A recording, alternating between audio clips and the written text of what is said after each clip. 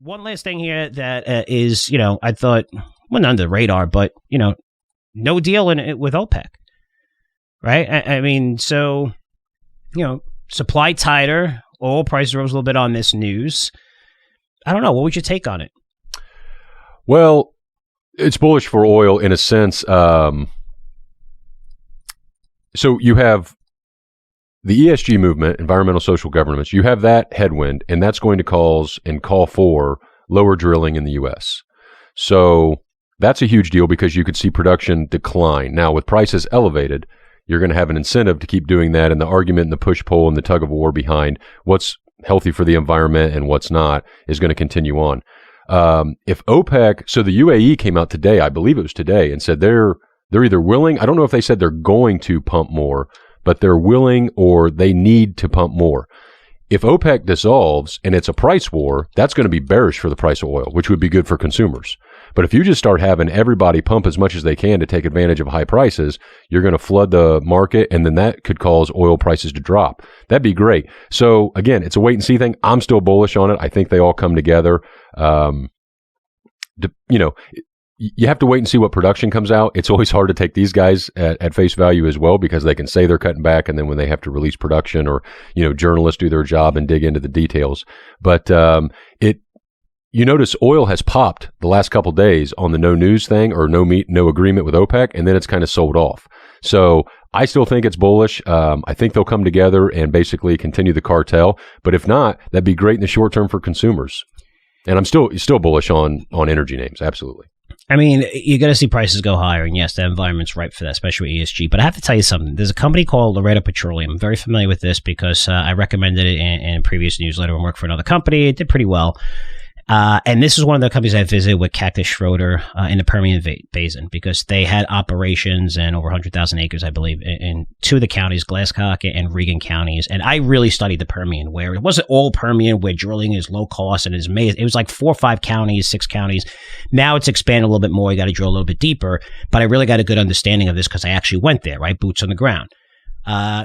Cool company. Almost went bankrupt when oil collapsed. Now, if you look over the past year, it's up 10x, right? So you have a company up 10x, and this is caught me by surprise. I don't know if it's a trend or not. 10x, and they announced that they're laying off 5% of their workers. I don't know what to make of that. It might be maybe it's not a big deal, but you have oil prices rising. Yes, maybe you're going to drill less, and depending on if you get the right members on the board and the ESG community. Again, they were able to get on Exxon's board, so they probably can get on any board and influence any of the shareholders. They're influencing the largest funds in the world, the $1 trillion funds, to vote for them. But laying off 5% of their workforce, that means you're expecting demand to come down. That means you're worried about costs at a time when it seems like you should still be pedal to the metal as prices have gone up. You already cut costs into this, Daniel, right? You cut costs tremendously, right? So a lot of these guys are just starting to ramp up. They're seeing margins explode again. They're starting to generate cash flow. And even if they cut drilling by 10, 15%, now they could drill almost anywhere they want and make money in shale areas. And just to see LPI, guys, keep an eye on that. If we see a couple more companies, to me, that's a signal that the oil industry might be topping here. And I know you disagree with that, but again, that's something that is not common. It's like spotting something that doesn't belong. And that doesn't make sense to me. And it might be a one-off, but a company that's doing fantastic, up 10x over the past year, I believe it is, just coming out with oil prices rising, just coming out laying off 5% of his workforce. I want to see if that's a trend, if we see it elsewhere, because to me, I think that's a tell that maybe, these oil companies are worried about costs or worried about something. I just don't know why they would be cutting at a time when you should really be hiring and producing more, trying to produce more. So I don't know. I don't know what to make of it, but I think it's worth noting. Yeah, absolutely. Yeah, I mean, like I said, it'll be, that's going to be volatile. I just think, I think the new average is going to be higher. So maybe it drops into the 60s. I just think that oil is going to be elevated from here going forward.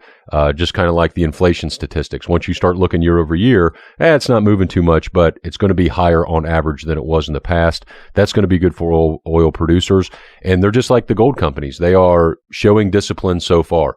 Their CapEx is under control. Their distributions are under control. Royal Dutch Shell just announced this morning they're increasing distributions starting in the second quarter by 20 to 30%, I believe. So it's going to be a stock pickers market, which is going to be good for us. And yeah, so are you saying I just think higher prices are going to average out. Is that what you're saying? You're saying we're good stock pickers? No, I said that's good for us. We got to prove to be good stock pickers. What do you want as an analyst? Well, we need no pressure, but that's great for us. We need companies to start trading on their own, not just all with the tide coming in and out. So yeah.